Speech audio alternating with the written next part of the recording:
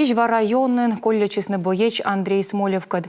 Зон погибнет из котортом спецоперация. Чужлыс няша борщиктен. Сыны помалы сөкмыс класс, бор ятуя колледесны солдатес, волос и республикаса Юралыш. Ушел по мобилизации защищать нашу Родину. Геройски погиб.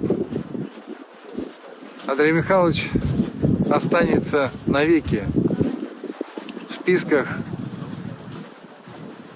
воинов нашей Родины и Республики Коми, как и в наших сердцах.